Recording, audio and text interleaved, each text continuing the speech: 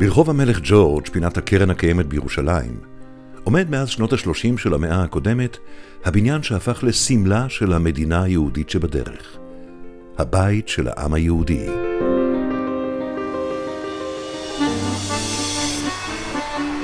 המאורעות ההיסטוריים שצוינו ברחבת הכניסה הזו, החגיגות הגדולות והחשובות וההחלטות הגורליות שהתקבלו בבניין הזה, משפיעות על חיינו עד עצם היום הזה. זהו סיפורו המיוחד של בניין אחד בירושלים, בניין המוסדות הלאומיים.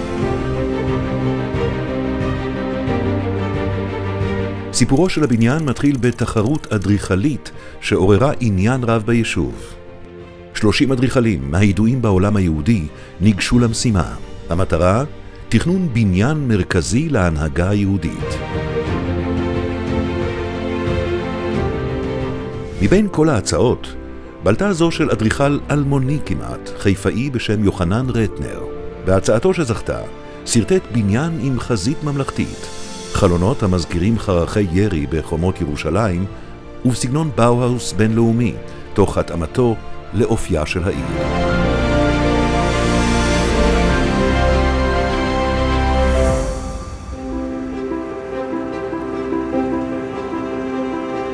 במרכז הבניין מוקמו משרדי ההסתדרות הציונית העולמית, שנוסדה על ידי הרצל בקונגרס הציוני בבאזל בשנת 1897.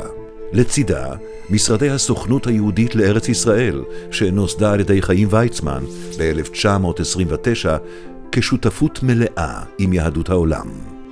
לתפקיד יושב ראש הסוכנות היהודית מונה דוד בן גוריון, לימים ראש הממשלה הראשון. באגף הצפוני של הבניין הוקמו משרדי הקרן הקיימת לישראל, ובדרומי משרדי קרן היסוד. עד מהרה החל הבניין למלא את ייעודו. החלטות גורליות שנגעו לחיי היהודים בארץ ובעולם החלו להתקבל באגפים השונים שבו.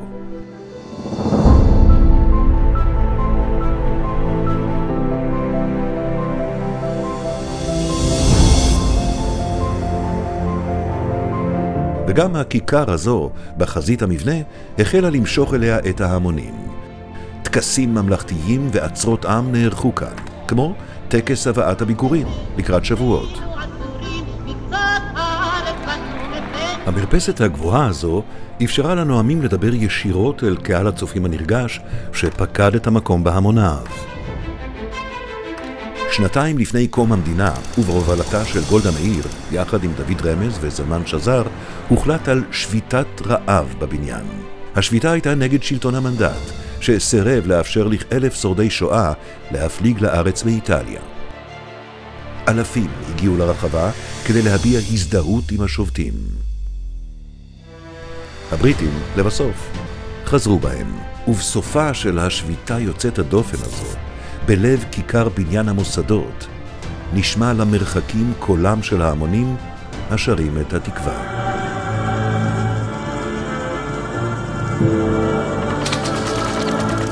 המנדט הבריטי אומנם ניהל קשרי עבודה הדוקים עם מנהיגי היישוב, אך בסוף יוני 1946 פשט כוח צנחנים בריטיים על הבניין. חששם היה שהסוכנות היהודית הייתה שותפה לפעילות הבלתי חוקית.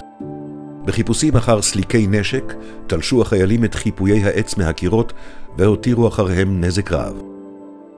כל זה קרה בבוקר שבת, שלימים זכתה לכינוי השבת השחורה.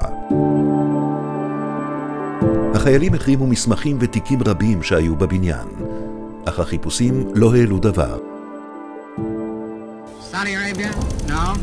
United Kingdom? Abstain.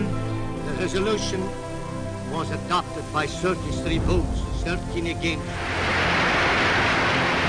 לאחר ההצבעה ההיסטורית בכ"ט בנובמבר באו"ם, ובתמיכתן העצומה של הקהילות היהודיות, החלו רבבות מבני ירושלים להתקבץ ברחבת בניין המוסדות הלאומיים. ההמונים חגגו, שרו ורקדו במשך 20 שעות ברציפות. יש אומרים שהיקף כזה של חגיגות לא ראתה ירושלים מעולם. אבל קולות השמחה התחלפו עד מהרה בקולות אחרים.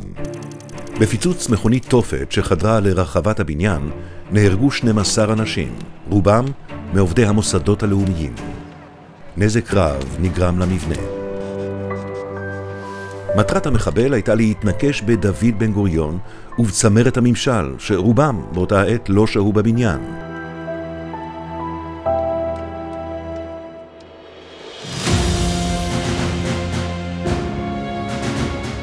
חודשיים לאחר מכן, בה' באייר תש"ח, הכריז בתל אביב דוד בן גוריון על הקמת המדינה. בארץ ישראל קם העם היהודי. מאחר שחברי מנהלת העם היו נצורים בירושלים ולא יכלו להגיע להכרזה בתל אביב, הם ערכו טקס הכרזת עצמאות חלופי בחצר בניין המוסדות.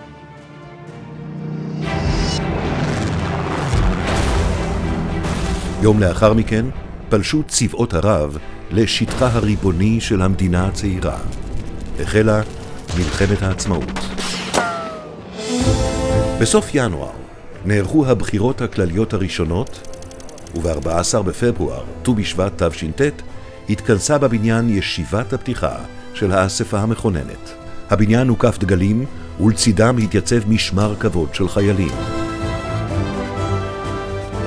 כאן, באולם הגדול הזה, עמד נשיא מועצת המדינה הזמנית, הדוקטור חיים ויצמן, וניהל את הישיבה.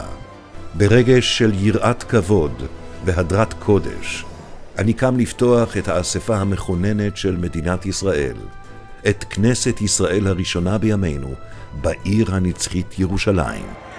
סביב הבניין נאספו אלפים נרגשים, שהגיעו לחזות בנס הדמוקרטיה. 3 ימים לאחר מכן, באותו אולם שלימים נקרא על שמו, הושבע ויצמן לנשיאה הראשון של מדינת ישראל. יושב ראש הכנסת יוסף שפרינצק הוא שהשביע את ויצמן במעמד ההיסטורי הזה והכריז: יחי הנשיא!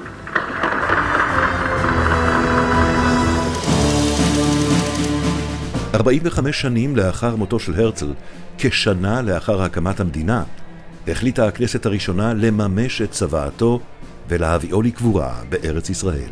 ארונו הוצב על במה גבוהה ברחבת בניין המוסדות הלאומיים. אלפי אזרחים עברו במקום כדי לחלוק כבוד אחרון למי שחזה וחלם על הקמת מדינה יהודית בארץ ישראל. ב-20 בדצמבר 1949 נערכה בבניין המוסדות ישיבת הממשלה הראשונה. ראש הממשלה דוד בן גוריון בחר לקבוע את לשכתו בסמוך למשרד שבו עבד בתפקידיו כיושב ראש הסוכנות היהודית וההנהלה הציונית. משרד ראש הממשלה פעל כאן עד סוף אוגוסט 1962. החלטות רבות קיבלה ממשלת ישראל בשנים הראשונות לקיומה, ורבות מהן התקבלו כאן, בין הקירות הללו, בבניין המוסדות הלאומיים. גלי העלייה לישראל, ההחלטה על הקמת מוסד יד ושם, ההיערכות למבצע סיני, תכנון המוביל הארצי ועוד. למעשה, לא הייתה החלטה אחת של ממשלת ישראל ב-14 השנים הגורליות של ראשית ימי המדינה שלא עברה כאן, בחדר ישיבות הממשלה, במשרדי השרים והפקידים, או בלשכתו הצנועה של ראש הממשלה ושר הביטחון, דוד בן גוריון. בניין המוסדות הלאומיים, הבית בו נולדה המדינה, הוא מרכז הפעילות של התנועה הציונית ומוסדותיה גם בימינו. פעילות ענפה מתבצעת בו בנושא העלייה לארץ, חינוך יהודי וציוני בתפוצות, מעורבות חברתית וצמצום פערים בחברה הישראלית, חיזוק הקשר בין כל חלקיו של העם היהודי והמשך כינוסו של הקונגרס הציוני בירושלים. המוסדות הלאומיים השוכנים בבניין הוקמו על ידי העם היהודי ומשרתים אותו ואת מדינת ישראל עד עצם היום הזה.